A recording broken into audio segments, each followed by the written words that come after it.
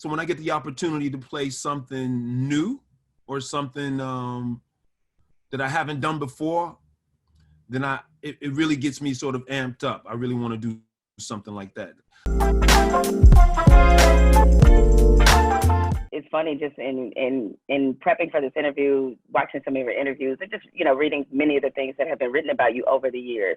The number one description people have of you is underrated.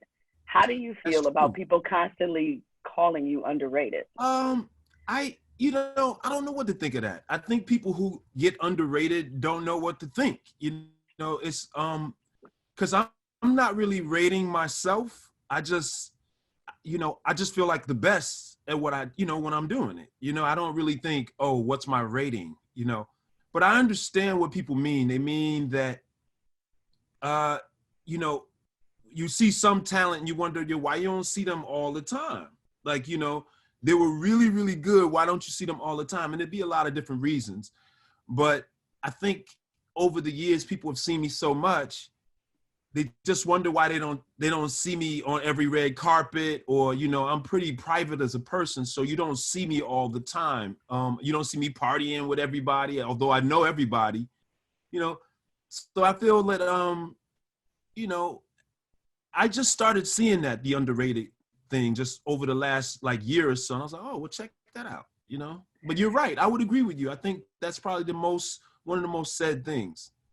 Well, maybe it's just because people, they see your body of work and it's so incredible and so varied, everything from, as I mentioned, Always and Forever, of course, Creed, the New Edition story, Remember the Titans, you have had such a versatile career. When you're looking and trying to decide what roles that you want to take or be in, or movies you want to be involved in, what has to resonate with you in order for you to decide I'm investing in this? When you read a script, a lot of times you go straight to your character and you want to know, man, what's up with this character? So there's no one thing I can say. A lot of the times it feels like what resonates is something original. So I don't want to always play the same sort of type of personality, same character. So when I get the opportunity to play something new or something that I haven't done before, then it really gets me sort of amped up. I really want to do something like that. Like recently, not that recently, a few years back, I did Broadway. I loved it. I work with so many different talented people. That's also one thing you learn. Oh, okay, I'm gonna work with that person. Well, it's inspiring. You get out there and you want to work hard with whoever, Denzel Washington or somebody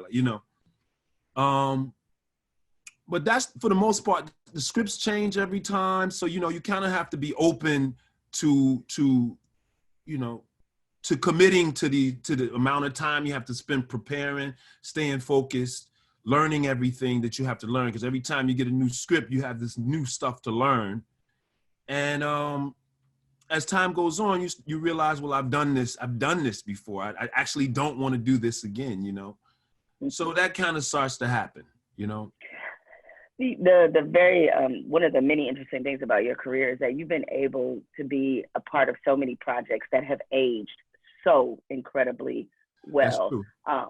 From Above the Rim to obviously Remember the Titans, which I can't believe is now 20 years old. Is that right? It's 20 years old. 20 years old, which is old, man. That's crazy. Yeah, which is crazy. It feels like it just came out yesterday. To The Wire, to Paid in Full, to all these different projects. Do you have some sense of that when you're actually doing the work, that this is something that's going to stick and land forever? You may think that, but oftentimes, that's not the case. Sometimes you think, oh, this next project, oh my God, when they see this, and then it's just never went anywhere. You understand? But something like, say, Paid in Full, there's no way that I would know that it would be so big, so living on. It's like when you turn 15, if you haven't seen it, or 16, right around in there, 14, 15, 16, man, it's like a rite of passage to see the film. So you just don't know. Or like you said, Remember the Titans. You really don't know. And you're always involved in something new if you're fortunate enough, lucky enough. And so I really don't spend a lot of time thinking about things I've done already. You know, you're always thinking about what's in front of you, in a sense. Mm-hmm. I feel like there needs to be an entire documentary on Paid in Full. Well, you know, there is on the true story, not a film. No, I mean on the shooting of the film. Oh yeah, Like yeah, not yeah. on the true story. Yeah, listen, it could be, okay, very easily, all right?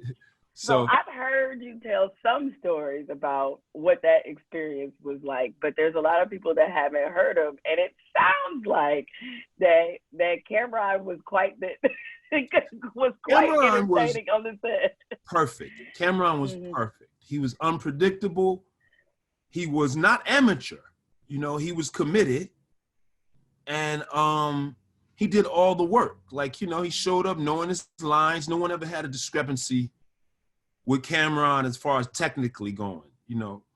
I just love those people, man. I really do. I can honestly tell you, I really love all my castmates. I'm very fortunate. I don't have enemies in show business. You know, I love all my castmates. I've had a good time with my directors and producers and the casting. Now, Cameron at the time, he made it very real. He made it very, very real. Because Makai already knew Makai. So Makai and we went back. In fact, Makai kind of brought me the script. And from that point, you know, the wheels started turning. When Cameron was cast, I remember he showed up like at the read-through, which was like pretty much day 0, okay? Rolling up one. Rolling up one. And I was like, okay, here we go. All right. Okay. So he already in character. He in character, you know? And I just love that though, because the energy was unpredictable. When you're sitting across from another actor, you know what they're gonna say. But the way that Cameron carried on, it was just very unpredictable. You know, his energy, you didn't know if he was gonna say exactly what was there. You know, he had like a freedom and he really took advantage of it. And Charles Stone, who directed it, is a great director. He did a great job bottling all of it. Like, you know, putting a package on everybody was not that easy. Because I was off in my lane, just being who I was being, really not listening, just really immersed. And so was Makai. And Makai being from Harlem, man, the chips was on the table, you know? And that the legendary story of those three is great folklore in Harlem. So I remember it being so important to Cameron, especially Cameron and Makai. Me too, of course. But they had the chips on the table. Like, they can't come home if they don't do this right, you know? So it was a lot of, you know, a lot of focus, a lot of commitment to the characters. And it felt like every day we really were those people. You know, it really felt like we had nothing to do but be these people. So the many infamous scenes or noteworthy scenes in it is obviously after your character gets shot, and you know, one of my favorite lines, "Niggas get shot every day, B." Right? Was that all scripted, or was, like you said, Cameron's a little unpredictable? Was that all scripted, or was that just him being him? Cameron was to the script. Now, you know, it's a freedom with the script, you know. So when I say maybe not word verbatim, you know, but in the text, those lines exist, you know. And Cameron handled the text with a freedom that, you know, the letter B might not have been at the end of the sentence, you know, that type of thing. But he kept so genuine to the character, and being a New Yorker, he knew what to feel like and be like. And yeah, we stuck to the mold of the script. Now the script could change like on the day, you know. So the director would come with some new lines, or because AZ, who I portray in the movie, he wrote the initial script. Okay. Then that script, of course, was taken and revamped many times. He came back with, I think, a 200-page, maybe even more script, you know, and it got modified to, you know, a regular shooting script. And so Charles Stone, brilliant director though, because he really handled those situations extremely well, you know. He knew what he was working with each actor. And with Cameron, he knew, let me give this dude freedom. Like there's one scene in the movie where Cam pulls this dude out the car. He's socking him in the face. Now that's not scripted. Well, he's supposed to go to the window, confront the guy in the window. Okay, that's what pretty much the script, the confrontation at the window. Cam hit him for real, pulled him out through the window, and I remember the director coming to me being like, you won't believe what we shot today. I was in my trailer, he came, you won't believe what we shot. What shoot? His Cam goes up and does all this. I just let the cameras roll. And when I saw it, I was like, oh shit, like this is real. Like that stunt man got socked in the face. Wow. How was the stunt man after that? You know what? He ain't say, what was he gonna say? You know, there was nothing said. There was no beef. There's no, yeah, nothing was said. I actually saw him years later. He was glad to be a part of the movie in that way, you know? Glad to get punched in the face by Cam. Glad to be punched in the face.